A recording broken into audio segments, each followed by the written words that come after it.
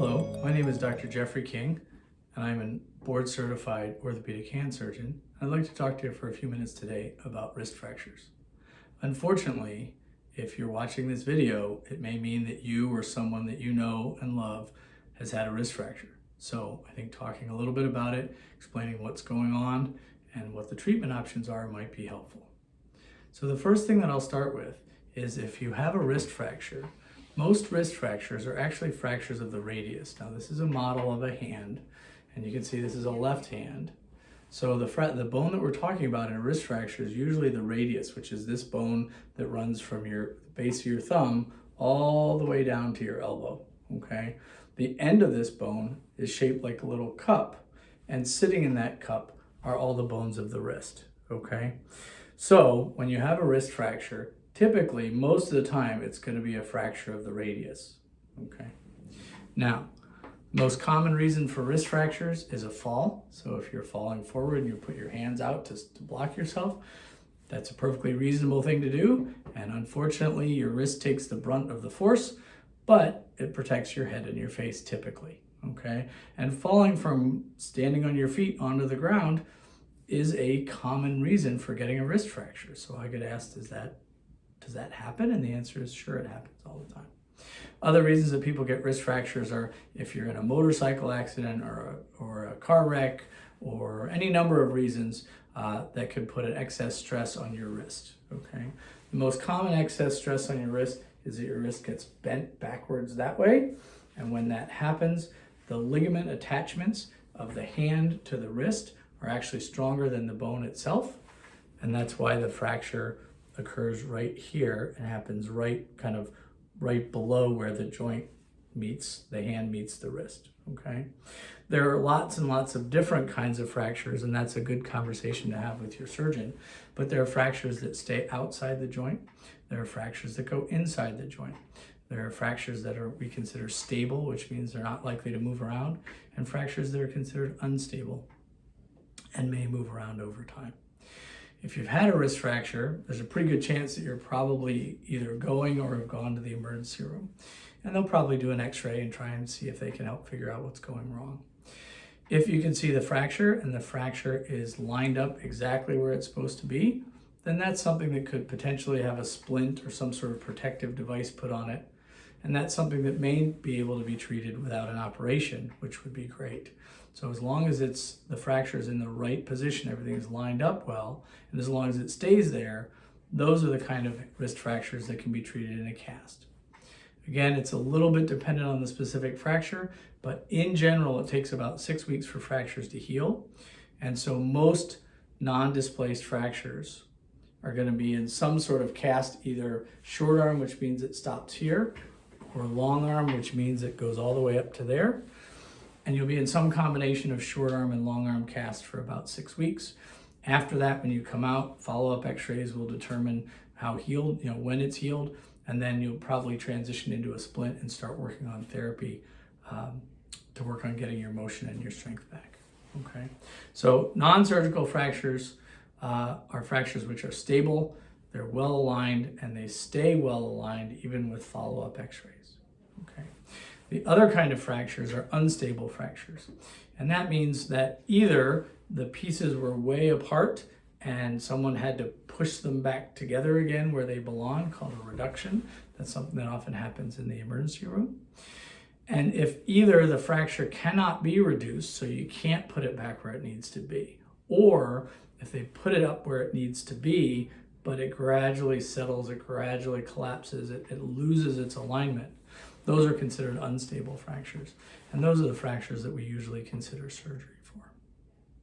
Now, the surgery does not make you heal any faster, and it does not make you heal any better, okay? So the healing is your body doing its part.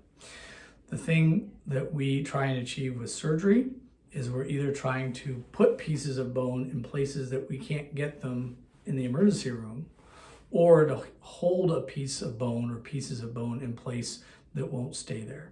So the purpose of surgery is to improve and maintain alignment during healing. It does not make you heal any faster, okay? As I said before, there are fractures that go into the joint.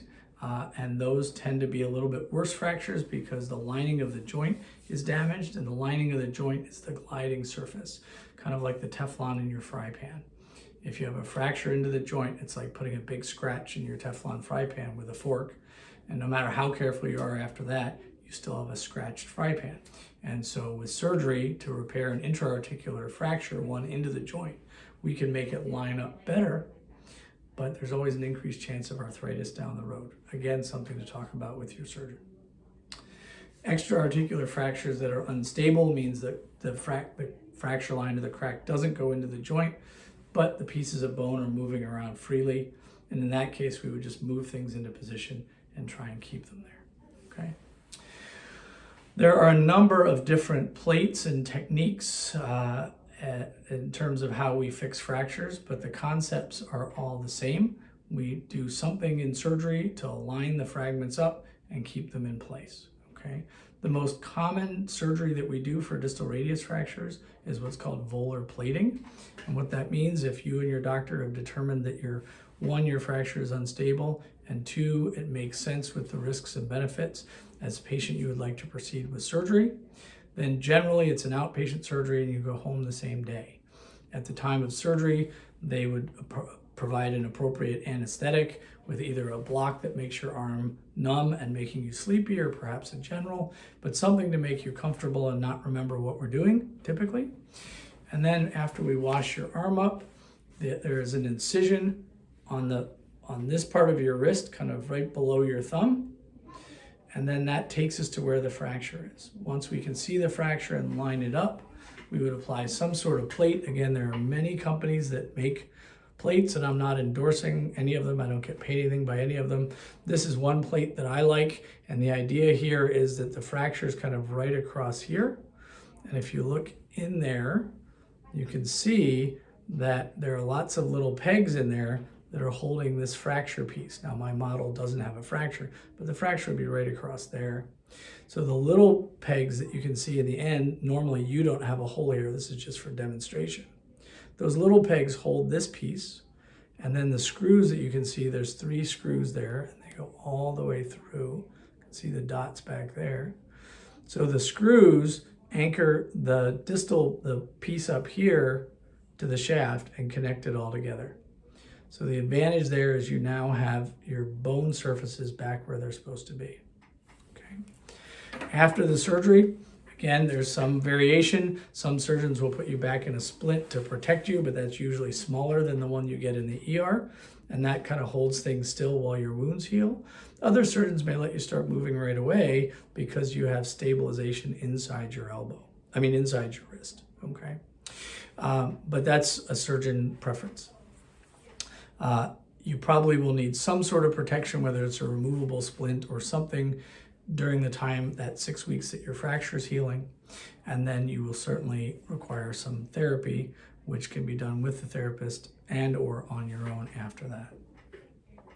I generally tell people that it takes about 6 weeks for a bone to heal, but I think the time to full recovery after a distal radius fracture can be up to 6 to 9 months. Now, that doesn't mean that you can't use your arm for that period of time, but it does mean that even at 4 or 5 months out, you're likely to still feel like your wrist is kind of stiff and sore and doesn't quite feel right yet. So by 6 to 9 months, hopefully you're using your wrist in a way that you don't really notice it anymore. There are risks associated with wrist fracture surgery, and these are covered in my other video on risks of upper extremity surgery, and I encourage you to look at that video for a more detailed discussion. A couple of specific comments about wrist fracture surgery. The first has to do with hardware.